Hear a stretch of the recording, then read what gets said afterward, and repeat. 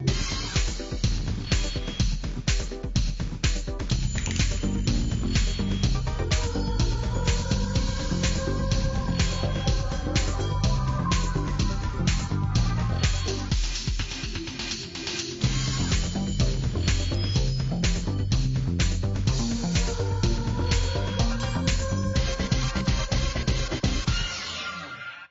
para você que assiste a programação da TV Câmara Jacareí. Começa agora mais um programa Gente em Destaque. E hoje eu vou conversar com a historiadora e escritora Ana Luísa do Patrocínio, que lançou recentemente este livro aqui, Jacareí, Cotidiano e Sociedade de 1840 a 1870. Bom, Ana Luísa, obrigado pela sua participação aqui no nosso programa. A história do seu livro começa no seu mestrado, né? Como é que você teve a ideia de pesquisar esse período especificamente aí? Então, o meu trabalho de conclusão de curso na Univap foi sobre a Santa Casa de Jacareí, como que ela foi fundada, que vai do período de 1850 até a promulgação do primeiro Código Sanitário, que é em 1896, já no período republicano. Aí eu peguei esse meu projeto e enviei para a PUC de São Paulo. E aí dentro do meu mestrado foi surgindo esse estudo a respeito dos homens livres dentro do período escravocrata em Jacareí.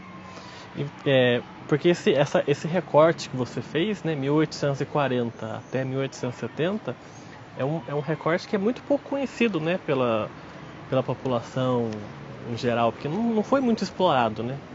Sim, porque esse período é o período em que a cidade está recebendo muitos imigrantes, homens livres, e em 1870 é quando começa a construção da estrada de ferro. Aí a cidade começa a vir muito estrangeiro para a cidade. Então esse recorte é exatamente o período que só tem trabalhadores chamados nacionais livres, que é um segmento de sociedade pouco conhecido, porque as pessoas só conhecem os fazendeiros e os escravos, né? Mas esquece que existiam pessoas que eram pobres, mas eram livres.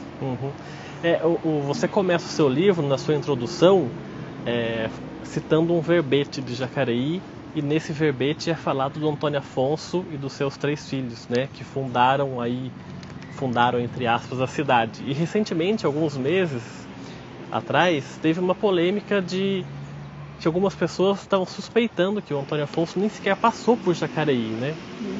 Como é que você analisa toda essa situação? Tem alguma base de fundamento nisso? Como é que é?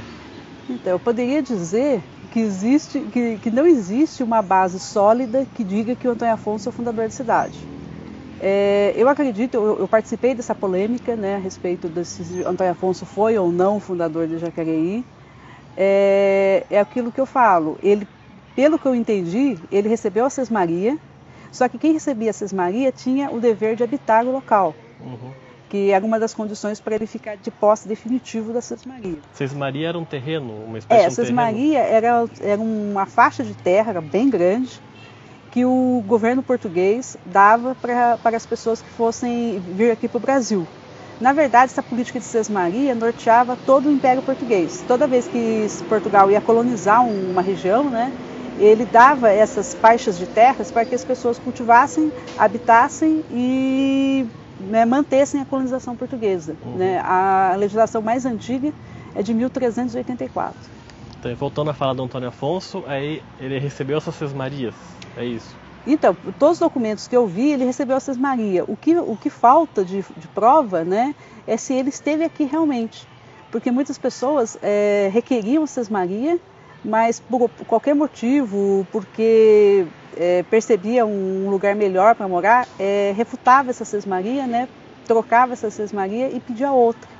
Daí a notícia de que Antônio Afonso estaria em Santa Catarina. Talvez ele tenha trocado a sesmaria, né, a troca entre aspas. Trocou com quem e que ninguém sabe, né? Ou trocou ou simplesmente ele resolveu, eu não quero, eu quero pegar uma outra porção de terra.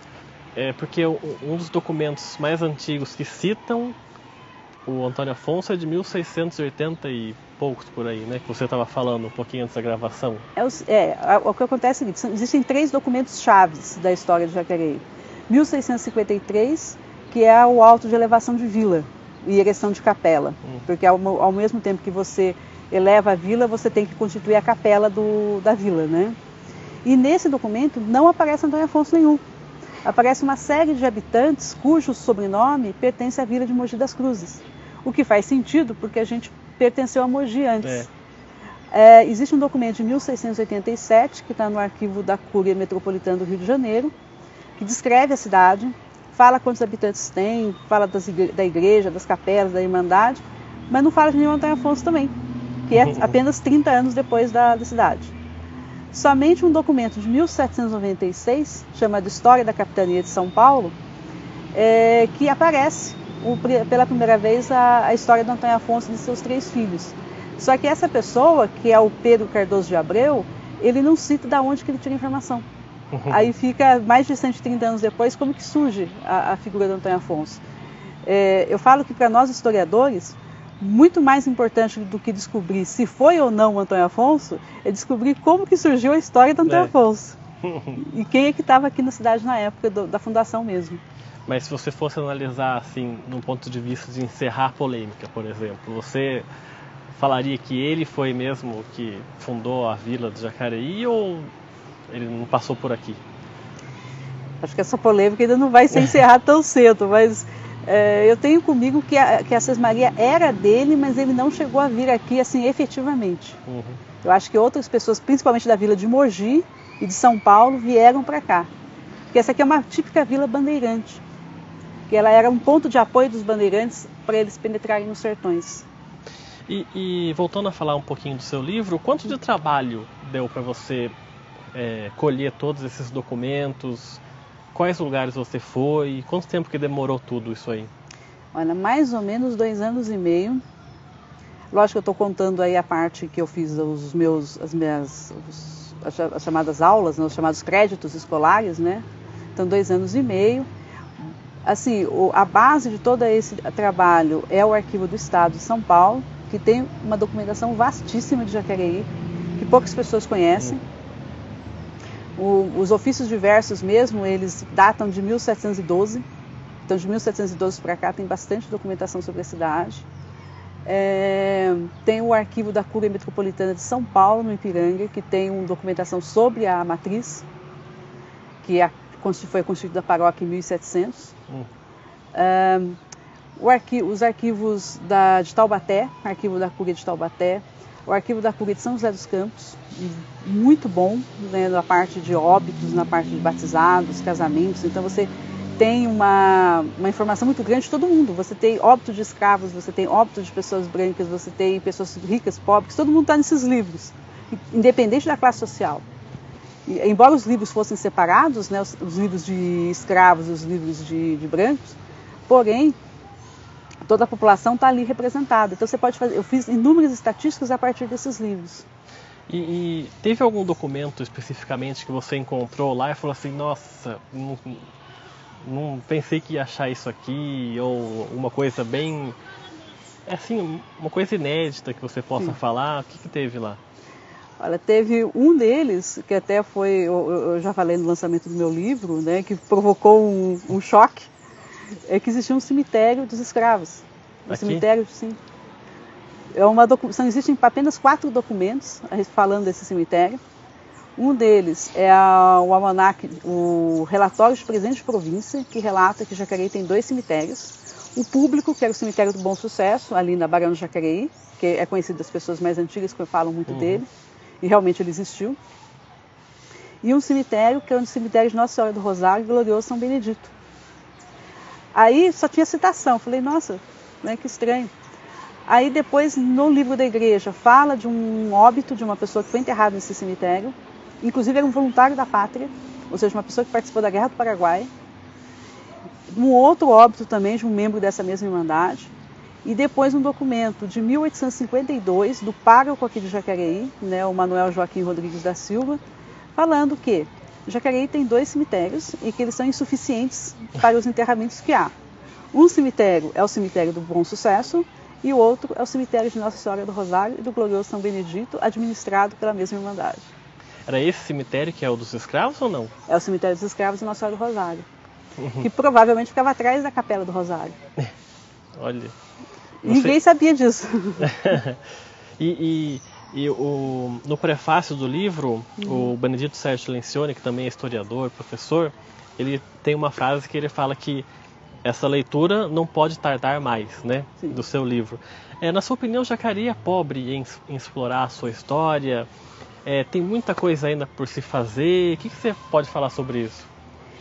Tem muito pouca pesquisa, né? Você poderia fazer, porque o Arquivo do Estado, por exemplo, né, tem assim, N informações da cidade que poderiam ser melhor exploradas. E a gente poderia fazer mais trabalhos a respeito da história da cidade. E por que não se faz mais? É falta de interesse das pessoas relacionadas a isso? Ou o quê? Então, existem dois tipos de trabalho. Por exemplo, o meu trabalho foi um trabalho acadêmico, né? Então, alguém vai a uma universidade, estuda, e a partir dali você faz um estudo mais científico, mais sistematizado, mais bem detalhista da história da cidade. E há os historiadores, é o caso do professor Lencioni, né, que faz isso meio que por conta, né? Ele é autônomo na história. Tanto que ele sempre conversa comigo, ele fala, eu tenho que ter alguém para dialogar comigo, né? Porque é um fazer solitário, né? E acho que falta, talvez, a gente sensibilizar as novas gerações, né, os jovens da história da cidade, surjam outras pessoas que façam trabalhos também, né? E teve algum dado que você queria achar de qualquer jeito na sua pesquisa e que você não conseguiu? Algum documento que você queria achar, que você já sabia que existia, mas um documento você não conseguiu achar? Teve algum ou não? Não, assim, especificamente desse período exato que eu estava procurando, não. Muito pelo contrário, coisas que eu não esperava achar, eu acabei achando. Por exemplo, esse cemitério dos escravos que esse você cemitério falou, dos né? escravos, os documentos originais do processo do Bartolomeu Fernandes de Faria, da Revolta do Sal. O processo dele está no Arquivo do Estado, é de 1718, está lá. É uma coisa muito interessante, existe uma história a respeito do Barão de Jacareí, segundo a qual existe um livro muito antigo que fala que o barão, a viúva do Barão de Jacareí, ficou viúva muito cedo, essa é a história oficial, e morreu muito, muito idosa de tomar café envenenado. Achei essa informação, achei estranho, mas tudo bem, a gente não tinha como descobrir isso, né? Aí estava eu lendo o livro de transações imobiliárias de Jacareí, o livro de Cisas, e eu descubro que ela morreu 4 anos depois apenas do barão. Então, na verdade, e a diferença de idade entre eles era 11 anos. Que era, no meu livro eu conto, né? Era uma diferença de idade perfeitamente normal para a época. Que normalmente quem eram os mais senhores se casavam com as moças jovens, né? Sim. Eu coloco na minha dissertação, no meu trabalho, no meu livro, que os moços de elite saíam de casa aos 19 anos, eles só casavam aos 30. E as moças saíam diretamente da casa paterna para o casamento aos 19. Então, mais ou menos, 11 anos era normal. E eu não há nenhum indício, nenhum documento que ela tenha sido envenenada, não. Ela morreu de repente. Ela tinha 60 anos quando ela faleceu. Mas como é que se inventam essas coisas assim? Como é que vai parar desse folclore de história, desses temas aí? Eu acho que é um telefone sem fio histórico. Porque, por exemplo, foi o que aconteceu com o desvio do curso do Rio Paraíba, né? Se fala que foi uma briga entre o Gomes Leitão e o Barão de Jacareí. De fato, o Barão era contra. Porque, supostamente, esse desvio do curso do rio dava problema com uma propriedade que era dele, estava na beira do rio. Mas aí as pessoas inventaram que o Gomes Leitão usou escravos para fazer a nova canalização do rio, né? Primeiro, que não dava muito certo. Segundo, que você não usaria escravos para esse tipo de trabalho, porque poderia ocorrer acidentes e você poderia perder algo uma pessoa que você tinha comprado, né? Então você não ia utilizar para esse tipo de trabalho. E não é uma coisa que se faz da noite para o dia também, né? Aí, a partir desse telefone sem fio histórico, eu fui levantando documentações, tem mais de 50 documentos sobre o desvio do curso do rio. Isso se estendeu por anos, anos e anos e anos. Não foi uma obra de um dia para o outro, de uma briga entre duas pessoas. Se hoje já é uma coisa demorada, imagina na época. Naquela época. E como é que se... Vamos falar um pouquinho sobre a saúde que você trata no seu livro da Santa Casa, né? Como é que eram feitos esses atendimentos? Você fala aqui no seu livro, até cita o Michel Foucault, né, que ele fala que as pessoas iam para os hospitais para morrer, né, não é para ficar curadas. Como é que era isso? Então, porque até o século XIX, XVIII, XIX, o hospital ele não tinha a característica que ele tem hoje. Aliás, o médico, hoje, o médico luta para salvar o seu paciente, tem N tecnologias, por mais que não seja particular, por mais que não seja nem convênio, seja SUS, mas ainda assim há muito mais recursos do que tinha naquela época. Então, por exemplo, você não tinha antibiótico. Eles consideravam que febre era doença, quando na verdade era sintoma de uma doença, de uma infecção provavelmente. Então, eles tinham, o médico ele tinha uma noção muito grande da limitação dele para salvar o paciente. Havia certas coisas que ele sabia que ele podia ajudar, eles apostavam muito em dietas, em chás e dietas, e compressa e repouso. Então, era um fazer médico muito limitado. Então, eles sabiam que certas pessoas iam morrer, ou as pessoas iam muito já doentes para o hospital.